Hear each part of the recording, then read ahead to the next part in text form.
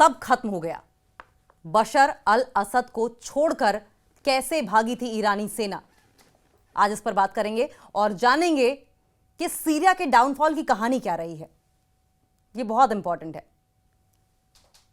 अब समझिए, आज से 1 साल पहले सीरिया में बशर अल असद की सत्ता का अंत हो गया था, डाउनफॉल हो गया था बशर अल असद की सत्ता का। राजधानी दमिश्क पर इस्लामिक प्रोटेस्टर्स ने, इस्लामिक विद्रोहियों ने कब्जा कर लिया था और इस कारण असद को सीरिया छोड़कर रशिया में शरण लेनी पड़ी थी।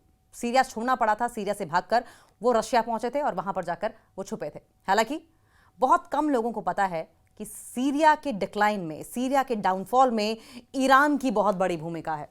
कैसे, ये भी बताएंगे। सीरिया में बशर अल असद का तख्ता पलट हुए 1 साल पूरा हो चुके हैं और इस मौके पर पूरे सीरिया में जश्न मनाया गया।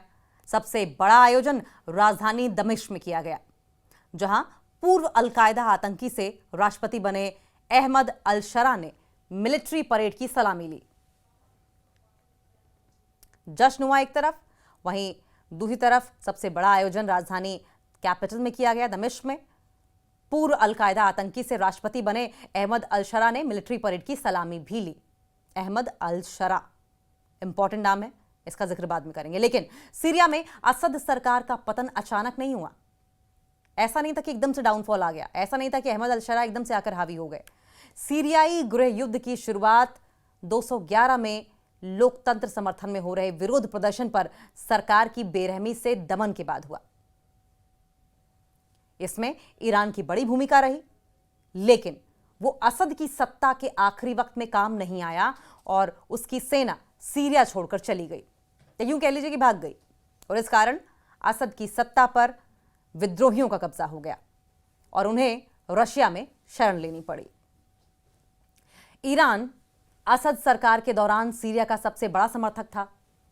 उसने असद को अपने मिलिट्री एडवाइजर और रेवोल्यूशनरी गार्ड्स की फौज भी भेजी थी और इसके अलावा लेबनान के हिजबुल्लाह और इराक की मिलिशिया भी असद के समर्थन में थी। लेकिन जब इस्लामिक लीडरशिप वाली फोर्स के राजधानी दमिश्क की ओर तेजी से बढ़ते हमलों के सामने वे हार गए। एक बार से फिर से सुने, ये बहुत इंपॉर्टेंट है।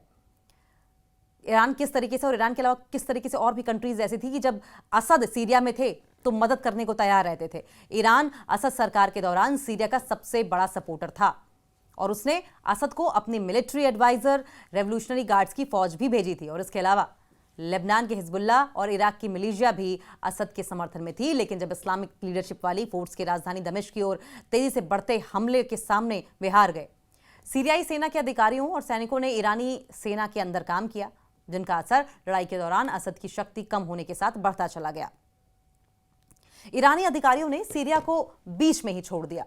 रिपोर्ट्स ये कहती हैं कि दमिश्क में सिक्योरिटी हेडक्वार्टर में तैनात एक पूर्व सीरियाई सैन्य अधिकारी ने बताया कि पिछले साल 5 दिसंबर को उनके ईरानी अधिकारी ने उन्हें जरूरी मुद्दे पर बात करने के लिए माजेह जिले में एक ऑपरेशन सेंटर में बुलाया और उस सैन्य अधिकारी ने कहा कि इस बैठक में 20 सीरियाई ऑफिसर और सैन्य अधिकारी शामिल थे। इनके सामने ईरानी सेना के शीर्ष अधिकारी, टॉप कमांडर्स ने कहा कि आज से सीरिया में ईरानी रेवोल्यूशनरी गार्ड्स नहीं रहेंगे, हम जा रहे हैं। उन्होंने कहा कि सब खत्म हो गया, आज से हम आपके लिए जिम्मेदार नहीं हैं। सीरियाई अधिकारी ने बताया कि उन्हें सेंसिटिव डॉक्यूमेंट्स को जलाने या नष्ट करने और कंप्यूटर से हार्ड ड्राइव निकालने का ऑर्डर दिया गया था।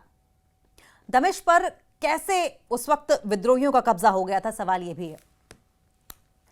ईरानी सेना की वापसी के साथ ही सीरियाई नेता नेतृत्व विहीन हो गए।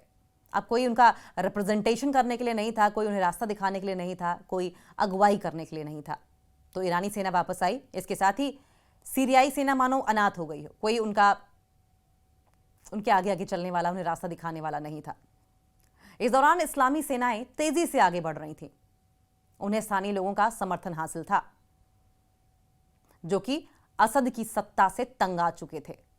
सबसे गौर करने वाली बात यह है कि इस दौरान इस्लामी सेनाएं तेजी से आगे बढ़ रही थीं, उन्हें स्थानीय लोगों का समर्थन भी हासिल था और असद की सत्ता से ये वो लोग थे जो तंग आ चुके थे। और इस बीच असद सरकार ने सीरियाई सेना के मनोबल को बढ़ाने के लिए 1 महीने की एडवांस सैलरी भी दे दी और इससे कई सैनिक पहले ही युद्ध छोड़कर भाग गए। इस्लामी सेनाओं की बढ़त और सैनिकों की घटती संख्या को देखकर बशर अल असद भी सीरिया छोड़कर रशिया भाग गए और दमिश्क पर धीरे धीरे करके विद्रोहियों का कब्जा हो गया। सीरिया से लेबनान भाग गए थे ईरानी अधिकारी। सीरिया छोड़कर लेबनान चले गए थे ईरान के अधिकारी।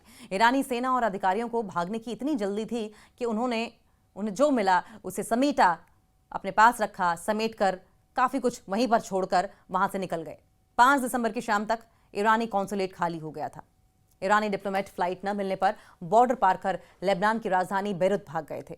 कई सीरियाई कर्मचारी जिनके पास ईरानी नागरिकता थी वो भी सीनियर रेवोल्यूशनरी गार्ड्स अधिकारियों के साथ बेरूत चले गए। इतनी बड़ी संख्या में ईरानी अधिकारियों और सैन्य कर्मियों के बेरूत भागने के कारण सीरिया लेबनान सीमा पर स्थित मुख्य बॉर्डर क्रॉसिंग जेडेडिट याबस पर भारी जाम लग गया, जिस कारण उन्हें 8 घंटे तक का इंतजार करना पड़ा। और फिर आपने देखा कि डाउनफॉल के बाद किस तरीके से सीरिया छोड़कर ईरान के रेवोल्यूशनरी गार्ड चले गए थे। ये रही डाउनफॉल के बाद ईरानी गार्ड्स की सीरिया छोड़ने की कहानी।